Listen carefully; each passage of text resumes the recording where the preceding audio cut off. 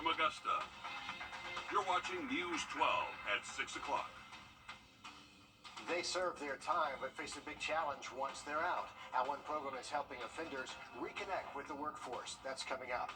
But first, an update tonight from our I-team about the Richmond County Sheriff's Office. Sheriff Richard Roundtree and his agency now facing not one, but 2 lawsuits about discrimination. And Election Day is inching closer by the day. Voters have less than a month to decide between the longtime incumbent and the challengers, Richard Dixon, Eugene Gino Brantley, and Bo Johnson.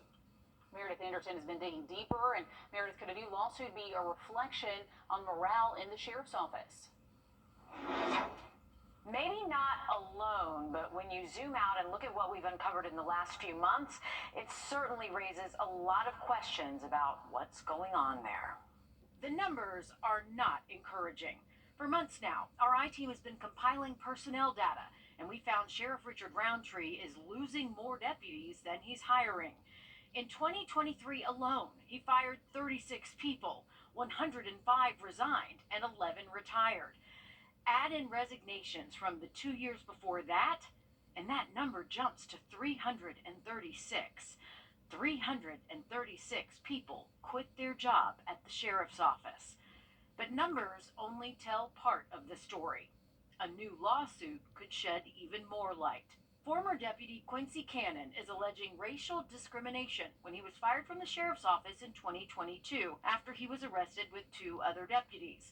A suspect accused of shooting another deputy in the face accused all 3 of assaulting him in an elevator at the sheriff's office. Cannon first broke his silence last summer when a grand jury decided not to indict any of the deputies, clearing them of all charges.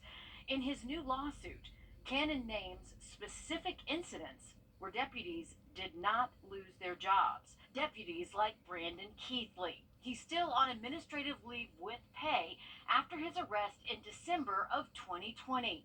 A grand jury indicted him on felony charges after he hit a fellow deputy in the head with a flashlight. Did you just hit me with a flashlight, dude? The I-team has since been able to show you video of that night. He still hasn't been to trial. He also still hasn't been to work, and he is still collecting a paycheck 3 years after his arrest. Then there's Ty Daly, who punched an arrestee in the face several times and did not report it. It only came to light when our I-team exposed it. He's not off the job, but he is under investigation again, this time for a deadly accident in his patrol car. The lawsuit brings up Johnny Atkinson, arrested and fired 2 months ago from this incident at the Charles Webster Jail in 2022. I'm trying to figure out the difference between the two. You got Stack A over here involving a Hispanic deputy, a black deputy, and a white deputy. You got Stack B over here involving 2 Caucasian deputies.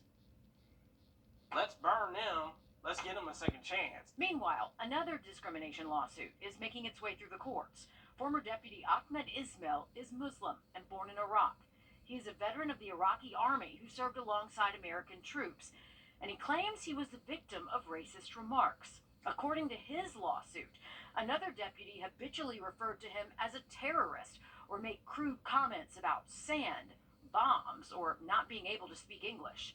The lawsuit claims he was fired in retaliation for filing a grievance about it. Just last month, both sides met for mediation. According to court documents, they could not reach an agreement after 6 hours and 45 minutes. Looks like the courts will have to decide. As for the new lawsuit, Cannon is a former Richmond County Deputy of the Year. I reached out to him today, and he declined to comment. I also requested an interview with Sheriff Richard Roundtree. He declined and says his office does not comment on pending litigation. Okay, thanks for digging into that for us, Meredith. As we look outside over the Thurman Dam cam, we're starting to see some warmer temperatures out there, Riley. Absolutely. Another afternoon conditions Thursday, and by Thursday afternoon could be a little bit closer to 90. We'll have that full forecast in just about 10 minutes. Getting back on your feet after being in prison is not easy. Back in 2022, the Biden administration acknowledged more than 60% of those leaving prison were still unemployed a year after getting released. Nick Veland stopped by Helms College to see how WorkSource Georgia is helping build a bridge to lower those numbers. When it comes to those who are impacted by the justice system, when being released from incarceration, there could be a sense of unknown. Those in this room, though, look to change that. Collaboration to figure out what's next. To bring everyone together on one accord, to be able to support and learn best practices to working with individuals who are justice impacted. Charlotte Garnes brought different organizations and people who were recently incarcerated into one space because she herself was incarcerated and knows these resources aren't known until being released. It was literally stepping past those prison gates and those prison walls to know I'm having to redo this and do this on my own. So for me, I want to be able to support individuals who are justice impacted within the CSRA region. And giving opportunities to those who once thought their lives would be stuck behind bars, but now given a second chance. Once time is gone, you can't get it back. There's no reset. This isn't Call of Duty culture. They're not going to respawn you. Christopher Willers was sentenced to prison for theft. He was released after 16 years and now looks to make the most of it and wants to encourage others. You can come home and be successful. You can literally pick up the pen and write the pages to your own story. You are in control of it. As long as you have another day, another chance, then that's your another day, another chance to get it right.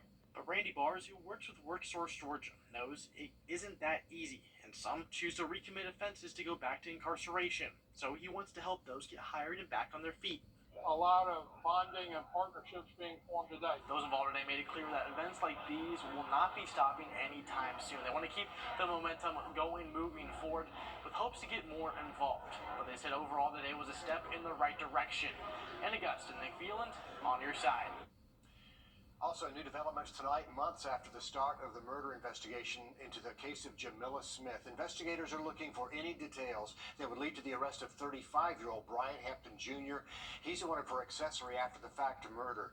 Hampton's also said to have ties to Aiken and Augusta. That 30-year-old mother disappeared from her home off Old Jackson Highway in Aiken County. 34-year-old Daniel Harmon is facing several charges in the case, including murder. Golden Harvest Food Bank is inching closer to opening their new produce rescue center. Here's a look at some of the progress happening right now across the street from their main warehouse. As Sydney Hood shows us, the new center will introduce a new world of fresh food options for people all across the area and help fill the food desert gap. And it starts with having the space. Currently in their space, Golden Harvest can distribute about 1 million pounds of fresh produce. But with this brand new space, they're hoping to bump that number up to about 2.5 million pounds. The goal is to make that access to fresh produce more accessible for the community. This space, littered with sawdust and wires, this is really the community's food bank. Will soon be a game changer for the community. There's lots of fresh produce that goes to waste in Georgia, but it comes in these big 2,000-pound cartons called totes.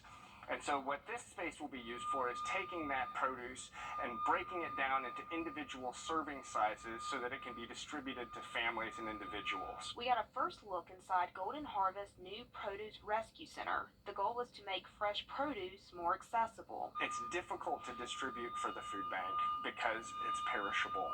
So without this new facility, we weren't able to take those fresh produce loads in and turn them around and get them out into the community quickly enough. A $10.2 million project. We determined that we were distributing about 12 million meals a year, and we need to be distributing about 20 million meals, which is a difference of 8 million meals. So the goal is to have more hands on deck to get fresh produce to you quicker. And we're expecting that this area, we're hoping that we'll be able to increase the amount of produce that we distribute by about 250% annually. So that's millions of pounds of produce. Golden Harvest says they are expecting the space to be finished sometime this summer, so it won't be long before this space all around me right here will be filled with fresh produce ready to head out to the community. Will make a big difference in the community for years to come. Sydney, thanks for showing us around, giving us a first look. So to come, it is a local in-home art school giving kids and adults the space to operate in their art era. We're going to check out their classes next on News 12. And the hottest day of the year likely heading our way tomorrow, and then we're talking about maybe a few storms to close out the week. We'll have that full forecast next. Time and temp, brought to you by your First Alert weather team. Join us at Jim Hudson Cadillac on Washington Road. Experience it once and you'll never forget it. Tired of what you see at all those other stores? Come see Weinberger's Furniture's new accessories. Check out the selection that changes daily. See our huge rug department. Buy a beautiful rug, and if it doesn't work, just bring it back. Can't decide what you need? We have stress-free in-home design. Our experts help you create customized spaces you'll love, right in your own home. And for a limited time, get 20% off all accessories. Can you really get all this at prices better than the internet? Yes, you can. That's Plumbing, your personal. As it does head our way over the next several days. Looking at that 7-day forecast, there will be the opportunity for some rain Friday through Sunday, but nothing that looks like you have to cancel everything outside. If you have an interest in art, there's a local in-home art school in Appling giving you all the tools and the paintbrushes you need to become the next Picasso. And the school doubles as a venue for painting parties. Taylor Martin stopped by a class today to see those artists in action. Charlene Montgomery started painting when she was just 8 years old. Now she's taking what she loves and teaching it to people of all ages. And one of the homeschool moms said, "Would you teach my daughter to do art?" And I'm like, "Well, okay." And then in a couple of weeks, I had 2 or 3 more students. And then by the end of a year, I had 20. 25 years later, she's still teaching Picassos big and small out of her home in Appling. It's just so gratifying to see all the kids and adults grow. I had a 95-year-old that took 2 to 3 hours a week and stayed with me for years and years and years and years. When students come, they learn so much they might even become teachers one day themselves. Charlene started teaching me when I was a little girl, and when I graduated high school, Charlene sent me a message saying she needed an art assistant, and I was like, I would love to do it. Helping artists socialize and learn at Charlene's. Art means a way to express yourself and to have your mind go in another place. And art is just a really good place to come and socialize and have fun and talk. In Appling, Taylor Martin on your side. What a fun place to learn. Those classes are $50 an hour, and we have more information about how you can sign up on the website. Next on News 12 at 6 o'clock, a new law in town for food trucks, but a lot of people unaware of the big change and wondering how it will be enforced. First Alert Radar, powered by Jim Hudson Automotive Group. I'm entitled to. Call John Foy and Associates now. Okay, if you live or work in Augusta and your lunch break features a food truck, you may notice a new blue sticker starting to appear. That decal is now required on food trucks that operate with a Richmond County business license. City leaders say this is to help create a stronger vetting process so inspectors know who has the proper inspections and paperwork done. And this all started with complaints for a lack of vetting food trucks during big Saturday markets downtown. Craig Allison checked in with a popular vendor to hear what they have to say about this change. A brand new decal that only costs $5 a year that'll go on the front of these food trucks operating in Richmond County. It's a minor inconvenience, but it's another verification step for safely operating food in Augusta. Outside of stores, gas stations, or even other restaurants, these food trucks set up shop for lunch like any other workday. But despite the new law passing on this decal, they hadn't heard about it until I asked. I don't see any issue with it. You know, as long as you already have your ducks in a row and you're doing everything like you should, I don't see much of an issue with it. Smoke Show Southern Style Barbecue has been hopping around the CSRA since 2016 and recently won SRP Park's 4th annual Wing Off. They say with a low price, the decal just becomes another step in the process. Yeah, all of our stuff is always on par, you know, at any given time. So for us, it's not really a hindrance, I would say.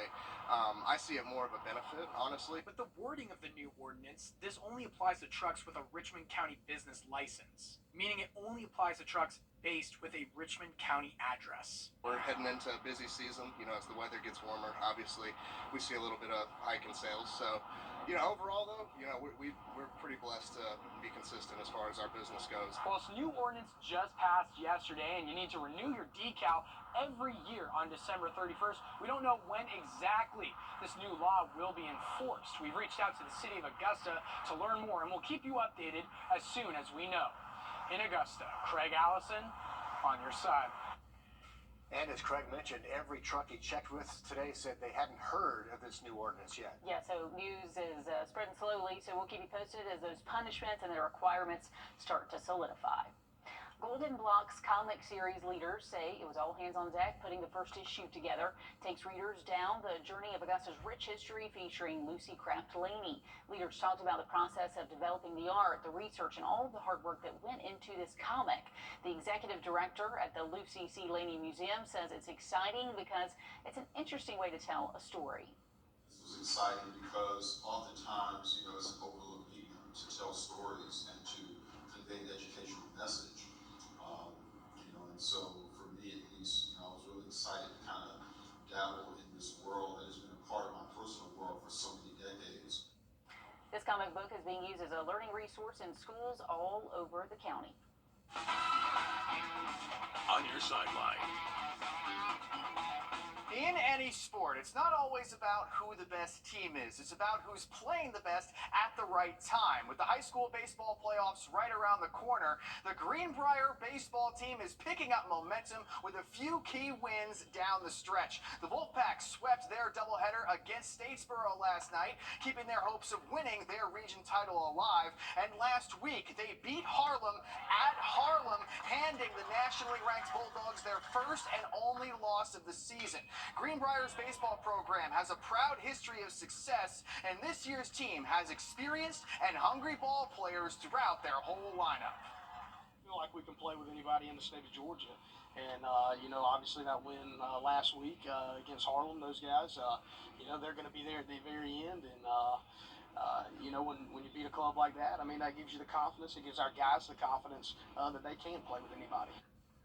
The Pack are currently tied atop the Class 5A Region 1 standings with Ware County. Let's get to the show where we had a wild one down in Houston between the Braves and the Astros. This afternoon's series finale was decided in extra innings. In the 10th, Orlando Arcia delivered big time with an RBI single to left, giving the Braves a 1-run lead, powering them to their 4th straight win, 5-4. A full breakdown of this crazy game for you tonight at 11. That's it for sports. We'll be right back after this quick break. Roof Savers. Save your roof, save your money. I'm Chip Lewis with 64 Insurance Group. The Medicare enrollment process can be overwhelming. Let us take that burden off your shoulders. We're local, and we're here to help. Don't wait until you're 65 to call. Are you 64.com. On Washington Road. Experience it once and you'll never forget it. Never took you for a mariachi guy. Really not a huge fan, but seems to be all of us do these days. Are you 64.com? Who are you talking to? Welcome back, folks. Looking back at SRP Park, you can see the grounds crew getting the field ready out there. We actually have a good bit of people already showing up here in left field, having a good time, and luckily the weather does look good for the rest of this evening. If you're heading that way, temps will be in the 80s and 70s at least through around 10 o'clock, so it's not going to be till the end of the game we briefly start to dip into the upper 60s. Remember, around midnight, give or take an hour, so you may see a raindrop or two. Not much rain expected to be left from this system pushing in from the northwest, but just can't rule out maybe a straight raindrop out there. Looking to be mostly dry though over the next 24, 36 hours. Just can't rule out a straight storm Friday and Saturday. Riley, thanks. We're live again at the top of the hour over on 26 News. And we're back with more News 12 tonight at 11. We'll see you then.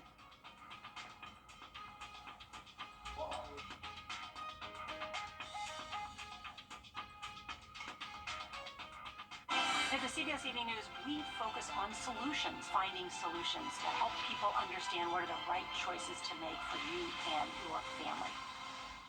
Hey guys, it's Anna